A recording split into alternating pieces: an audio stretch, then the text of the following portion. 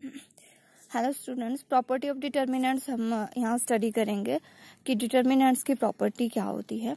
तो पहली प्रॉपर्टी है if the rows and column of determinants are interchanged. जब रो को हम कॉलम में चेंज कर देंगे और कॉलम को हम रो में चेंज करेंगे, the value of determinants remain unchange. तो वैल्यू वो सेम रहेगी। तो आइए एग्जाम्पल के थ्रू हम समझते हैं। फॉर एग्जाम्पल ए जो है हमारे पास 7, 8, 9 और 10 है और उसके बाद हम क्या करते हैं, रो को कॉलम में चेंज कर देते हैं।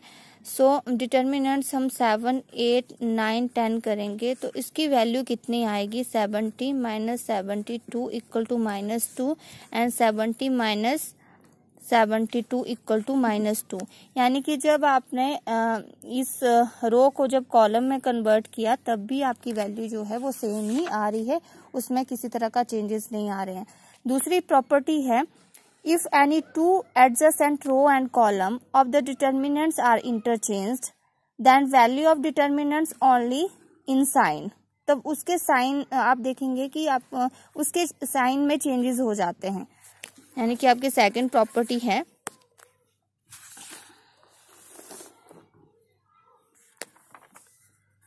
if any two adjacent plus minus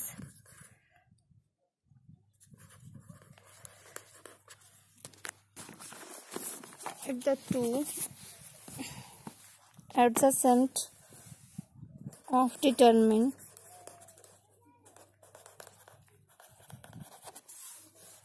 are interchanged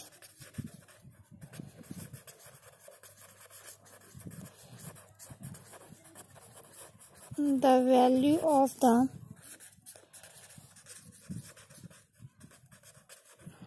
determinant changes only in sign। तो साइन में ही चेंज होगा। जैसे ए है तो 7, 8, 9 एंड 10 इसकी वैल्यू है। सो हम इसमें देखेंगे 7 10 70 माइनस 72।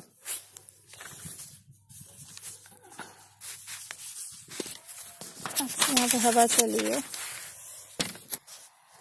तो आपके पास है 70 माइनस 72 इक्वल टू -2। अब जो नीचे वाला है आपकी रो उसको हम ऊपर कर देंगे तो हमारे पास जैसे बी बन जाएगा 9, 10, 7 एंड 8। तो ये 72 माइनस 70 तो यहाँ +2 निकलेगा। यानी कि जब आप रो को अप एंड डाउन कर रहे हैं, उसमें चेंजेस कर रहे हैं तो उसके जो साइन है उसमें चेंजेस आ सकते हैं। थर्ड प्रॉपर्टी है आपकी if any two rows and column of determinants are identical and multiply to each other the value of determinants is 0। जब फॉर एग्जाम्पल आपके पास जो है 3 मैट्रिक्स है, if any two rows and column या column of determinants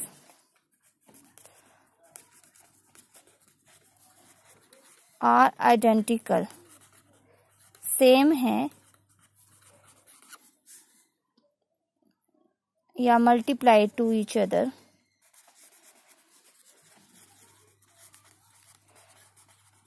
the value of determinants equal to 0। The value of determinants is 0 आएगी। कैसे? जैसे आपके पास 3x3 की मैट्रिक्स है 1 2 4 4 5 6 1 2 4। तो आप देखेंगे जब आपके इसमें डिटर्मिनेंट्स निकालना है आपने तो 1 का निकलेगा 5 2 6 4 माइनर एंड -2 का निकलेगा 4 1 6 4 और +4 का निकलेगा 4 1 5 2। यानी कि 5 के 20 -6 दूना 12 2 4 के 16 -6 +4 4 2 ज़ा 8 माइनस 5, तो आपके पास रिमाइंडर बचा 8 एंड 6 16 माइनस 6 10 एंड यहाँ माइनस 20 हो जाएगा। 6 7 8 3 एंड 4 3 ज़ा 12 प्लस 12, तो आपके पास कितना बचा? 0 बचा, क्योंकि यहाँ पे ये जो थर्ड रो थी और फर्स्ट रो थी वो क्या थी? सेम थी। नेक्स्ट आपकी प्रॉपर्टी है, if all the elements of any row and column of a determinants are 0, the value of determinant 0 निकल के आएगी। जब कोई रो या कॉलम पूरे ही 0 होते हैं तो वैल्यू ऑफ डिटर्मिनेंट्स भी आपकी 0 निकल के आएगी। इज 0 कैसे होगा? जैसे आपके पास फॉर एग्जाम्पल 0 0 0 1 2 3 3 4 5 है, तो आपके पास डिटर्मिनेंट्स देखो, आपको 0 निकल के आएगी। तो आपके पास 0, ये 4 है, 4 3 5 प्लस माइनस 0 1 3 3 5 प्लस 0, तो आपके पास कितना निकला? 1 3 2 4। तो ये सारी वैल्यू आपकी जब 0 से आप बाकी चीजों को मल्टीप्लाई करेंगे तो वो 0 ही आएगी। तो कोई भी अगर रो या कॉलम तीनों एलिमेंट आपके 0 होंगे तो बाकी वैल्यू भी आपकी 0 निकल के आएगी। नेक्स्ट वन है property, if all the element of any row या column multiply with the k या quantity, the determinants multiply with the same quantity. जैसे आप किसी भी, आपके पास कोई भी वैल्यू होगी, अगर आप उसको मल्टीप्लाई कर रहे हो, जैसे कोई भी के की वैल्यू आप निकाल रहे हो, उसको चाहे A11 A12 A21 A22 के साथ मल्टीप्लाई करोगे तो वो सबके साथ मल्टीप्लाई होगी। इसमें कहा if all the element of any row या column of a determinants is multiplied by a quantity या k,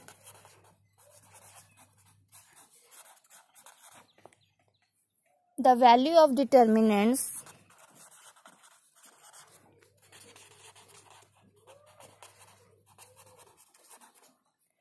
is multiplied by the same quantity।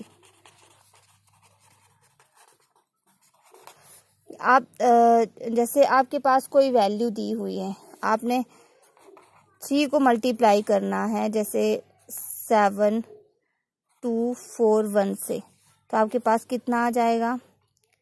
21 6 4 3 12 and 3 एकम 3। अगर आप इसमें से कॉमन निकाल दोगे तो 7 2 4 1 आपके पास वैल्यू बच जाएगी। क्लियर? ये वैल्यू आपके पास निकल के आ जाएगी। नेक्स्ट है, if each element of row या column determinant sum of the 2 element, the determinant express the sum of 2 determinant same each other. अगर आपके पास जो है एक रो या कॉलम में 2 डिटर्मिनेंट्स का सम है, जैसे A1 A plus A2 V1 C1, A2 plus A2 B2 C2, A3 plus A3 V3 C3। अगर इस तरह की आपके पास मैट्रिक्स है तो आप दोनों को अलग कर सकते हो। तो आपके पास जो है वो डिटर्मिनेंट्स निकल के आएगा A1 V1 C1, A2 V2 C2, A3 V3 and C3 plus A1 V1 C1, A2 B2 C2, A3 V3 and C3। तो आप इन दोनों को, जो आपके पास चाहे रो है या कॉलम है, जब 2 डिटर्मिनेंट्स का सम होता है तो उनको हम अलग कर सकते हैं। अगर इसी के साथ कहा है कि अगर हम कोई कांस्टेंट मल्टीप्लायर किसी कॉलम या रो में एडिशन करते हैं तो वो सेम इस तरह का निकल के आएगा। For example, the addition of a constant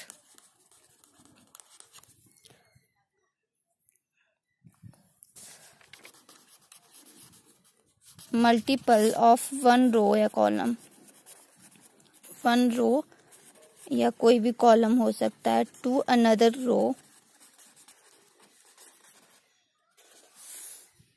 leave determinants unchange. तो जो डिटर्मिनेंट्स होंगे वो अनचेंज होंगे, बाकी डिटर्मिनेंट्स वो सेम ही रहेंगे। जैसे ए है तो ए इक्वल टू, अगर ए 1 है या आपके पास A1 plus constant V1 C1, A2 plus constant V2 plus C2, A3 plus constant V3 and C3, तो वो बाकी जो है वो आपके डिटर्मिनेंट सेम रहेंगे। A1 V1 C1, A2 V2 C2 and A3 V3 and C3 वो आपके सेम रहेंगे। नेक्स्ट बोला है the determinants of product of two matrix in the same order equal to the product of the individual determinants.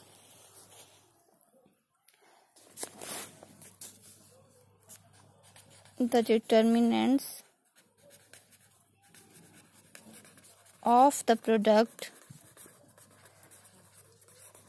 of two matrix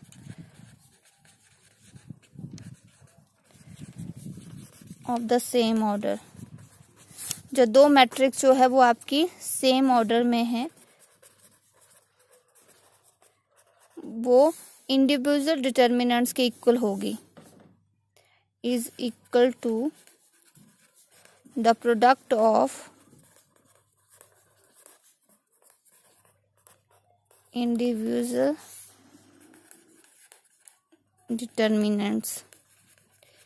for example, यहाँ पे ए जो है वो आपके पास मैट्रिक्स दी है 2 2 1 2 एंड बी दिया है 1 7 एंड 3 9। तो आपके पास ए भी अगर आप कैलकुलेट कर रहे हो तो आप मल्टीप्लाई कर दोगे 2 प्लस 14, 2 3 6 प्लस 18, 1 एकम 1 प्लस 14, 3 एकम 3 प्लस 18, तो आपके पास आया 16, 24, 15 और 21 की मैट्रिक्स निकल रही है। अगर आप इसमें जो है डिटर्मिनेंट्स निकाल रहे हो तो 16 मल्टीप्लाई 21 माइनस 15 मल्टीप्लाई 24 कर दोगे, ठीक है। तो आपके पास कितना आ जाएगा, 21 को 16 से मल्टीप्लाई किया, 6 कम 6 6 दूना 12, 336 माइनस 24 मल्टीप्लाई बाय 15, 5 के 20, 15 10 11 12, 360, ठीक है। तो 360 से 36 के आपके पास तो 24 यानी कि माइनस 24 आपके पास वैल्यू आ जाएगी। अब आप क्या करोगे, ए का अलग से डिटर्मिनेंट्स निकालोगे, बी का अलग से निकालोगे। अब ए का डिटर्मिनेंट्स निकालोगे तो कितना आ जाएगा, 2 2 जा 4 माइनस 2 एकम 2 यानी कि आपके पास 2 वैल्यू। और बी का डिटर्मिनेंट्स कितना आ जाएगा, 9 7 21 यानी कि आपके पास कितना बचेंगे यहाँ पे 12, ठीक है। 12 बच जाएंगे, -12। तो आपके पास -12 है और मल्टीप्लाई बाई आप क्या करोगे, ए डिटर्मिनेंट्स को मल्टीप्लाई कर दोगे बी डिटर्मिनेंट्स, 2 मल्टीप्लाई बाई -12 -24 आ जाएगा। तो वो इक्वल है। अगर आप ए बी का प्रोडक्ट निकाल रहे हो, ए बी की मैट्रिक्स का डिटर्मिनेंट्स निकाल रहे हो, वो इक्वल होगा product of the individual determinants. जैसे ए का अलग से डिटर्मिनेंट्स निकाला, बी का अलग से डिटर्मिनेंट्स निकाला, तो इसके बराबर होगा। तो ये थी प्रॉपर्टी डिटर्मिनेंट्स की, तो इसको आपने स्टडी कर लेना है।